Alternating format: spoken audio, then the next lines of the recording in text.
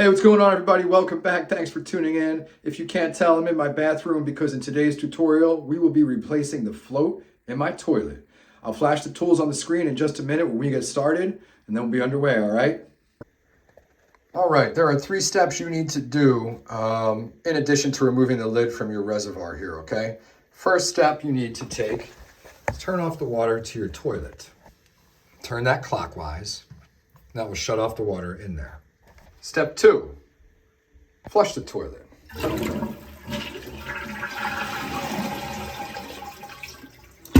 All right, step 3, some people might not do this, but this will make your life easier.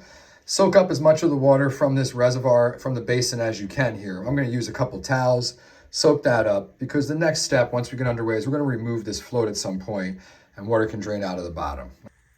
Okay, now we need to remove the connector and the lock nut. Have your bucket to catch any extra water. I've got that right below here. All right, and then you're gonna remove the lock nut. Now, if you can't get this off, refer to my other video, which shows you how to remove a stuck lock nut.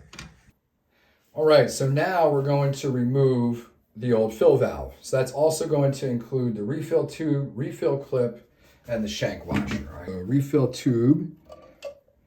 There we go, I got that off. Pull the old fill valve out, and the washer came with it, all right? What I went with today is the Fluidmaster Universal Performax fill valve and 3-inch flapper. I'll link this in the description. All right, in that, we've got a new flapper, obviously a fill valve, refill line, which is nice, lock nut, oh man, and then a clip for your refill line, all right? Okay, so what we're gonna do is adjust this to the proper height. What you wanna have is, once this is seated in here, okay, once you've got your fill valve here, you basically want this arm to be level with this, all right? So you're going to drop this guy down quite a bit. You want this to be level with this, the top to be about 3 inches above your refill area, all right?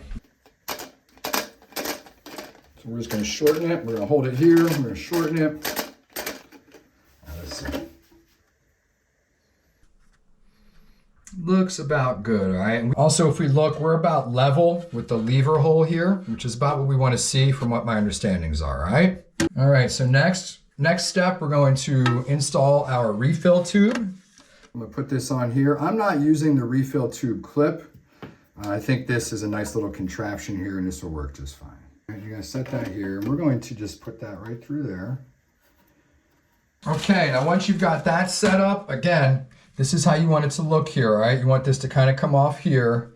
You want your float adjustment to be facing toward the lever arm, and you want your water level adjustment to come over here, okay? So once that's all in place, you're gonna get your lock nut. You're going to install that underneath. Again, you would also have installed your refill clip if you wanted to use that. You could put that here. I'm not using that myself, okay? We're good to go.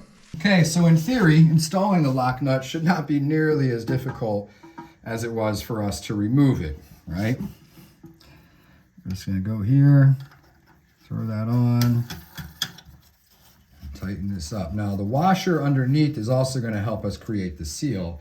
We still want this on tight enough so we don't have any leaks, all right? Hand tighten, we're not using any tools here, all right? Now we're gonna turn on the water, see if we have any leaks.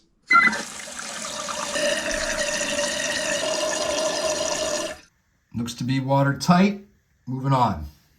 Okay, so now the next step is we're going to flush it and see how high it fills. All right, we want this to be up to our water line right here, and we will use this here to adjust it if it's not.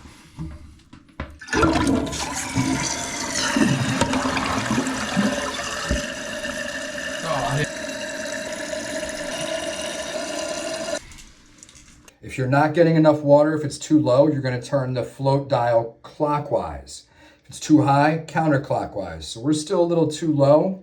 I'm gonna give it 2, 3, 4 good turns. We're gonna flush again and see.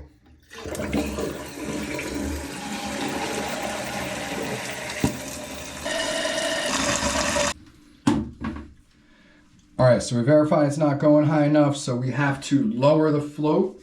So what we're going to do, we're going to turn it clockwise. So clockwise. We're going to try again.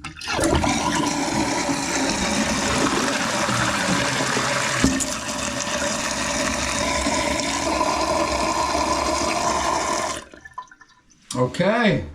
Okay, that's perfect. It is right on the mark. That's where we want it to be. Our work in here is finished. So those are the steps you would take to replace the float in your toilet. Really not that difficult, and if you're running any difficulty removing that lock nut, check out my other video that I created where I have a pretty ingenious hack to get it out of there. If you have any questions, drop them in the comments. I always try to get back to you as soon as possible. If you haven't already done so, hit that like button, hit that subscribe button, and turn on notifications. Thanks again for watching. Be kind to each other out there. Peace.